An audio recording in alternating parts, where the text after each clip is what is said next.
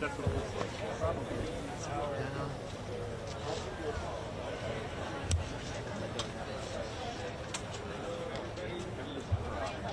Well, he's fuzzy.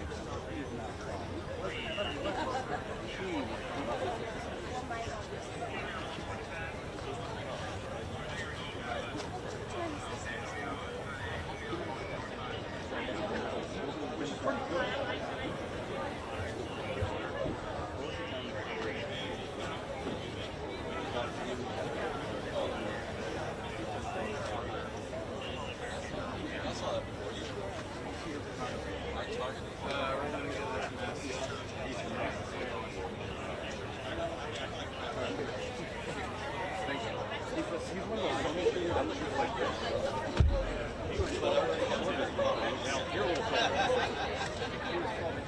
Yeah, that's the problem.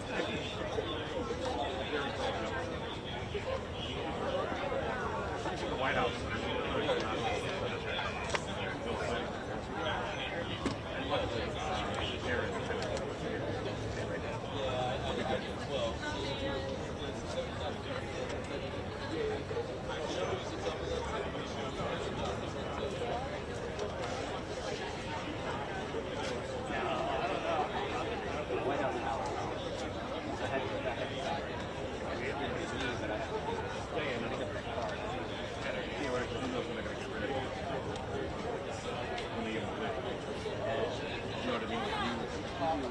No, tomorrow, but still, you never know what they'll do. They should get rid of it. I think you're going to I hope. 6 weeks. I hope. Get it staying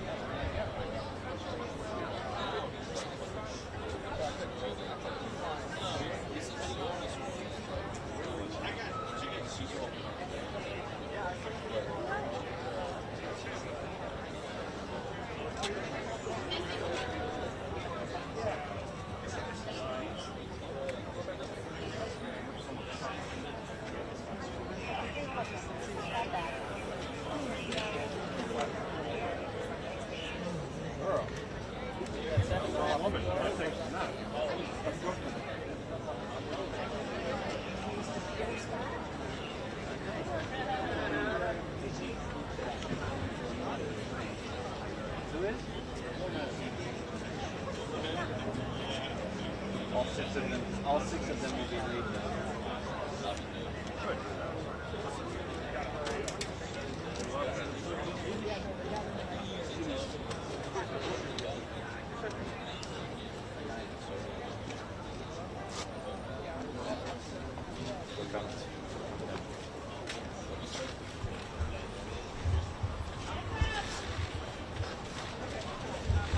Still have no audio.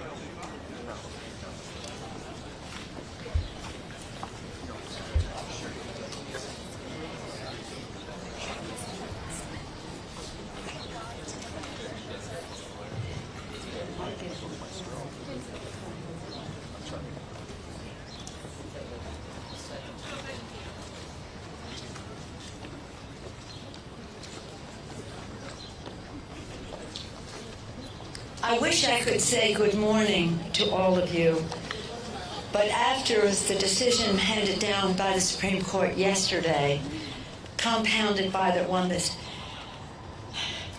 morning, it's a challenge. But we're here to say that whatever they do, we are going to be acting to make our country safer for our children. Appalling fact that more children die from gun violence than any other cause, car accidents or cancer. We must reduce gun violence in our country for the children. Democrats have taken actions again and again to combat gun violence. Following the horror of Uvalde and Buffalo, we advanced landmark legislation to stop the bloodshed, because this time has to be different. Last night, a strong bipartisan vote in the Senate advanced legislation for the first time in 3 decades. I say to my colleagues, while it isn't everything we would have liked to see in legislation, it takes us down the road, the path to more safety, saving lives. Let us not judge the legislation for what it does not do, but respect it for what it does. And what it does is something that our inspiration in all of this in the House side, Representative Lucy McBath has said to us, we must get something done for the children. She herself speaks for herself, but also for so many other survivors. Our colleagues are gathered here with pictures of those who have been lost to all of this, accompanied by family members of those who have been lost. It is our constant resolve that we will not stop until the job is done. Congressman Mike Thompson, the chair of the Gun Violence Prevention Task Force, called us together here today. As it would be, he is speaking on the floor in favor of the legislation. Oh, here. Oh, all right. It's my pleasure now, with gratitude, to yield to the distinguished chair of the task force. As soon as we're finished here, we'll vote on the bill. We'll send it to the president for his signature, with gratitude to President Biden for his great leadership on this subject for the children. Mr. Chairman, Mike Thompson. Madam Speaker, thank you very much. It's a great honor for me to be here today with these outstanding colleagues. This was a team effort. Everybody worked extremely hard for one purpose, and one purpose only, and that's to save lives. Every day, 30 people are killed by someone using a gun. And if you add suicides and accidental deaths, it jumps up to 100 people every day. And then we all know how terrible these mass shootings are. It's seemingly weekly that these happen. The tragic lives that are lost to these mass shootings and these individual shootings every day. We want to do something about it. The American people want us to do something about it. And today, we're going to pass legislation that saves lives. And we don't have to apologize or suggest that it doesn't do something that we wanted it to do. We're going to continue to work on this forever until our communities and our schools are safe. This bill is a good bill. It saves lives. It's legal, and it's got the votes to pass on this floor today, and it will go to the President of the United States for his signature. Thank you to all my colleagues. Thanks to everyone across the country who has worked tirelessly to make sure that we can come together to make our communities and our schools safer, and that we can save lives. And now it's my great honor to introduce to you a colleague of ours that we have such tremendous respect for, someone who shows more courage than anybody I know, who's been able to take an issue and that is just tragic in anybody's life and turn it around and make it a very positive tool to make our communities safer and to save lives. Congresswoman Lucy McBath.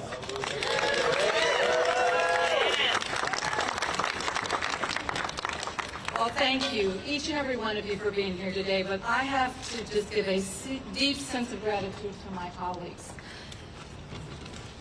To every one of my colleagues that has stood on the front lines with me, and so many survivors and families and victims like me, to work as hard as we possibly can to save as many lives as we can, because you, America, you deserve that.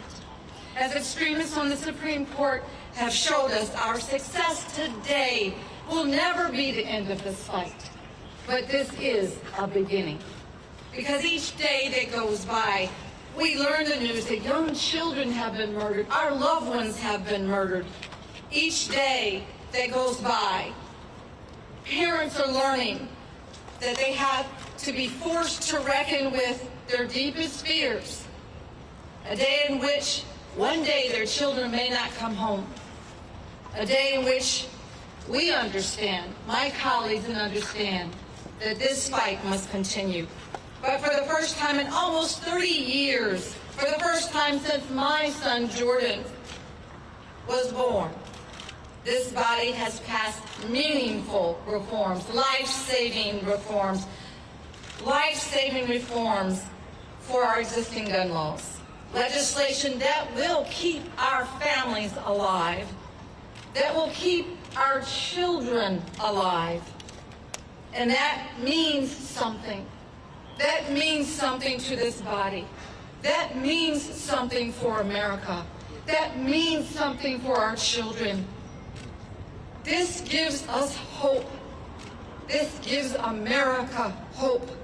This gives our communities the sorely needed hope that we have been crying out for years and years and years. For all the pain that I know that I have suffered, my family and I, since the loss of our loved one, of Jordan. For all the pain and suffering for every family and every individual here that knows of someone who's lost a loved one to unnecessary gun violence. This is hope. Understand and know that this bill does not answer all of our prayers, but this is hope in moving forward to keep our communities safe from unnecessary gun violence. This is hope for our legacies, for the legacies of those that have been lost to this tragic gun culture. Because gun violence is the challenge of our lifetime. This truly is the issue of our era. And I know that my colleagues and I will never stop, and we will never give up. And we will succeed because you deserve to live in this country freely without the fear of unnecessary gun violence. And as God is my witness, I will never give up.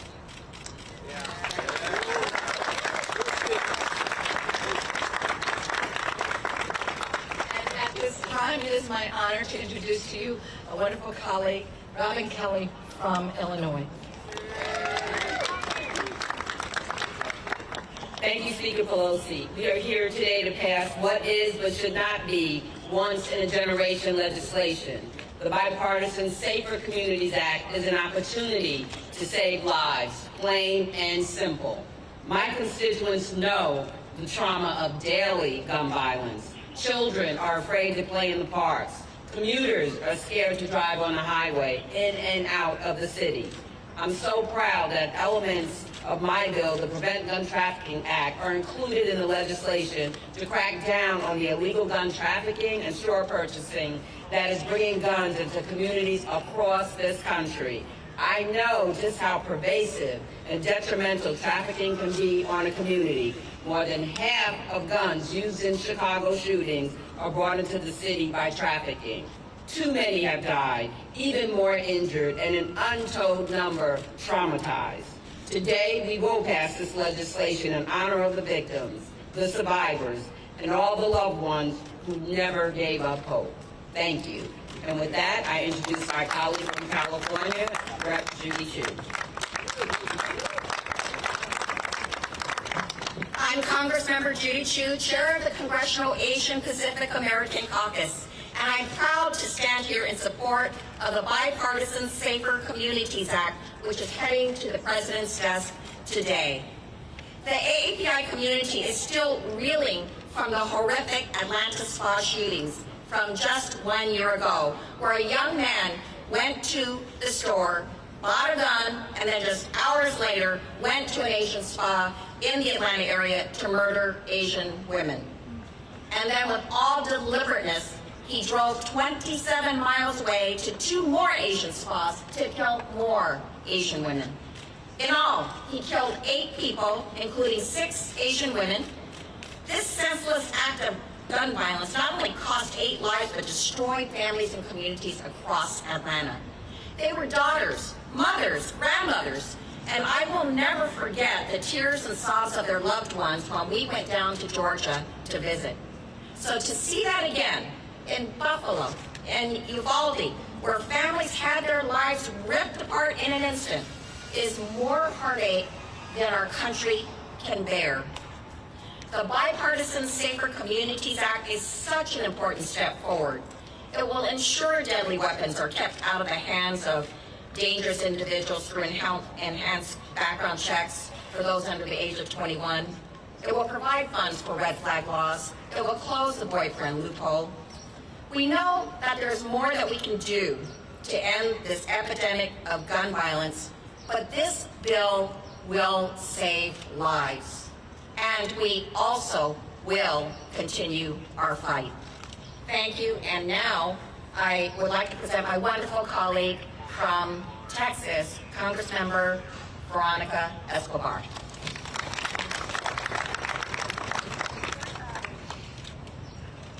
Buenas tardes, soy Verónica Escobar y estoy aquí para apoyar esta legislación de parte de las familias y mi gente en El Paso, Texas. Hello everyone, I am here in support not just of this legislation, but also to express my deepest gratitude to our Speaker, to our colleagues, and to everyone who has led the way to ensure that we are voting on progress today. I am also here to implore with our Senate leaders, especially in red states that refuse to enact red flag laws, help us ensure that your vision is fully realized in states like Texas. I'm here to also thank the activists, the incredible activists without whom we would not be here today. The moms, the gun owners, the survivors, everyone who has been unrelenting, demanding change, telling us that these common sense laws would save lives. And who heeded your calls? House Democrats and Senate Democrats were equally unrelenting. I am so proud to be a member of a caucus that puts your lives, your livelihood, your safety, your security first.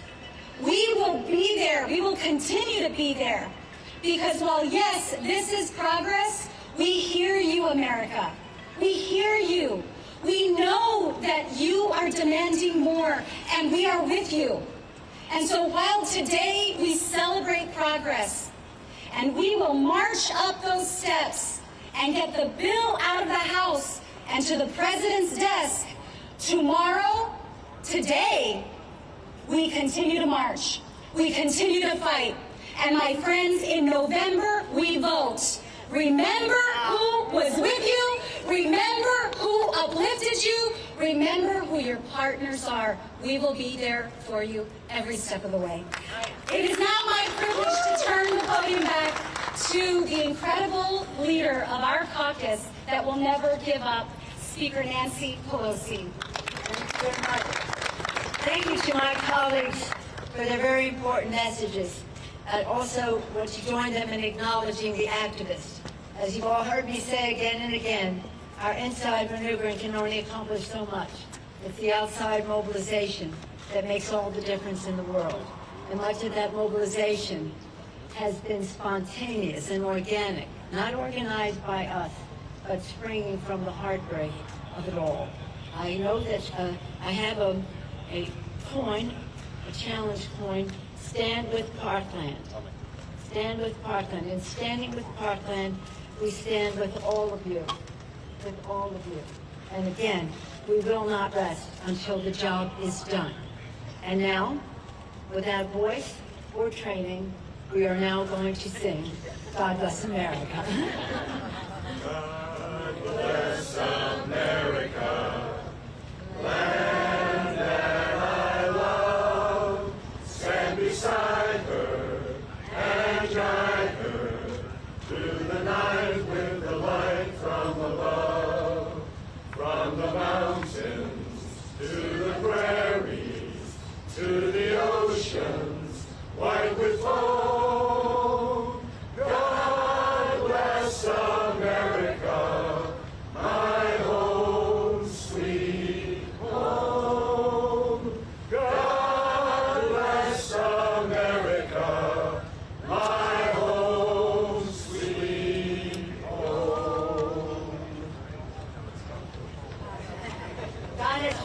protect America with this legislation today. Thank you all.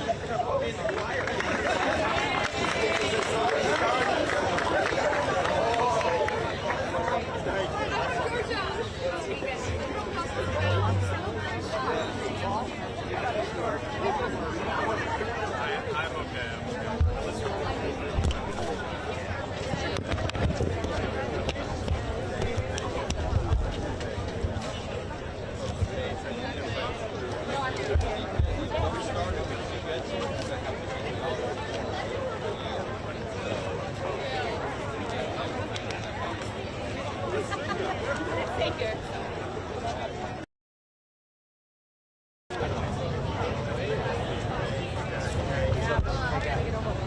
Yeah.